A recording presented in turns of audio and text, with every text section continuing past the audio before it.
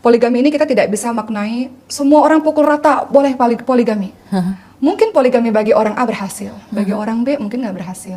Kalau Uma sendiri sebagai seorang wanita, seandainya dipoligami, apakah Uma bisa menerima itu?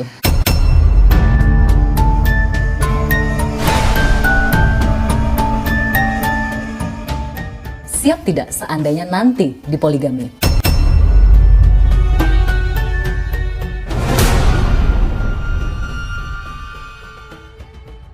Kalau memang sang suami memiliki niat untuk poligami, memang tidak dilarang dalam agama dengan ketentuan-ketentuan yang berlaku.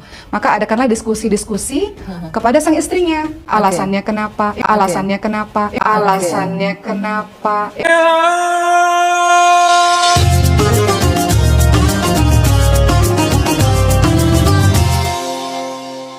Jadi poligami ini kan jadi pro kontra ya Uma ya. Sebenarnya poligami ini kalau dalam pandangan kacamata Islam itu yang ideal, yang adil itu seperti apa sih?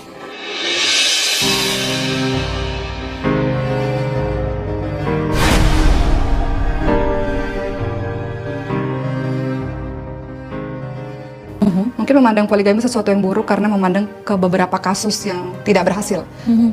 Padahal di satu sisi poligami yang berhasil itu juga banyak. Oh, Masya Allah. Kita coba bicara dari hati ke hati nih sebagai wanita ya. Kalau Uma sendiri sebagai seorang wanita, seandainya dipoligami, apakah Uma bisa menerima itu?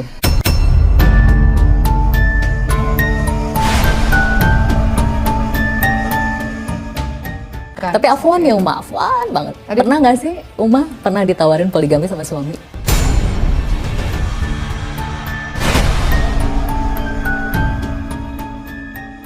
Alhamdulillah sampai sejauh ini belum pernah ya. Belum pernah sama tidak pernah beda arti.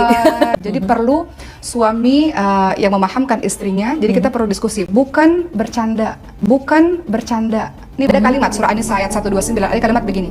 Dan kamu sekali-kali tidak bisa berlaku adil, kata Allah Subhanahu wa taala, kepada istri-istri kamu, walaupun kamu sangat ingin berbuat demikian. Oke, Uma, dari situ maksudnya? Berarti Allah menegaskan bahwa kamu suami tidak akan bisa adil. Memberikan nafkah lahir dan batin pastinya. Jadi yang ini butuh juga, yang ini juga butuh. Tapi seandainya nafkah lahir batin itu tidak dapat dipenuhi sepenuhnya oleh suami, itu apakah bisa dimaklumi atau termasuk dalam golongan zolim itu, Uma? Yang tidak sepenuhnya selayaknya diberikan, misalnya 1 bulan sekali atau 1 bulan 2 kali, sedangkan istri lainnya lebih banyak dari itu termasuk dalam golongan zolim kah? Laki-laki memiliki kebutuhan, perempuan juga memiliki kebutuhan. Sama, dua-duanya punya kebutuhan. Itu butuh ilmu ya, pentingnya seorang suami butuh ilmu di situ ya. Istri harus tahu bahwa suami punya kebutuhan, suami juga harus tahu. Istrinya juga punya kebutuhan. Istrinya juga punya kebutuhan.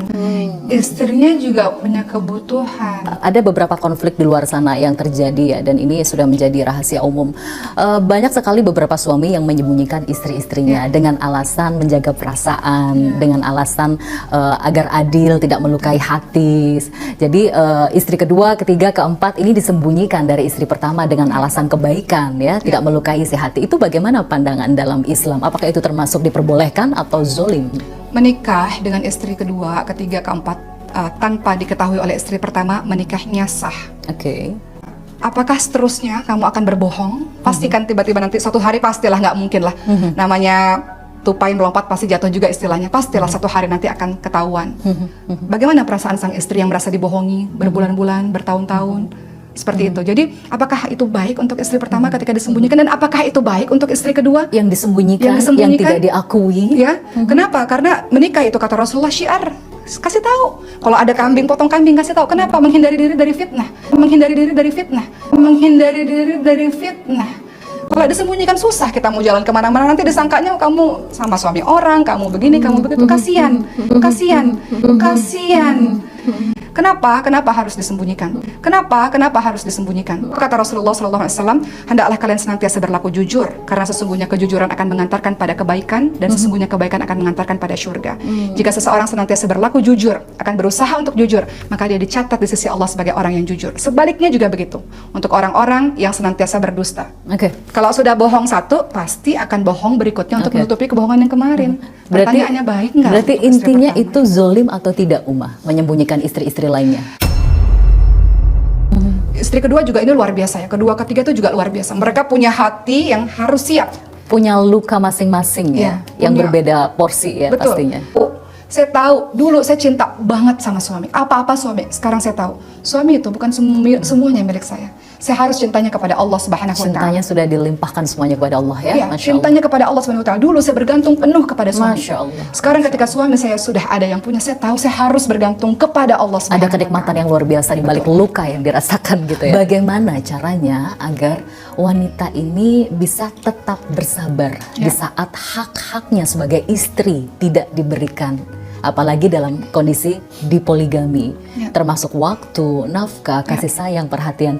Sementara dia ingin sekali mempertahankan rumah tangganya, walaupun di dalam hatinya dia tidak tahan lagi dengan ketidakadilan ini, merasa dizolimi, merasa diperlakukan tidak adil. Bagaimana caranya Umar agar wanita bisa bersabar mempertahankan rumah tangganya di tengah kezoliman dan ketidakadilan dalam poligami? Baik, Masya Allah. Jadi memang kita harus berhati-hati dalam berpoligami ya. Tidak boleh asal dengan kata syariat lalu kita seenaknya tambah istri, enaknya tambah istri, enaknya tambah istri. Tapi hati-hati itu kalau kita salah mengamalkannya, sesungguhnya azab Allah sangat pedih. Sesungguhnya azab Allah sangat pedihnya, azab Allah sangat pedih. Masya Allah. Hati-hati dalam menyikapi poligami. Jangan menolak syariat karena itu diperbolehkan oleh Allah Subhanahu wa taala, tapi juga bukan berarti kita menggampangkan poligami. Kita menggampangkan poligami.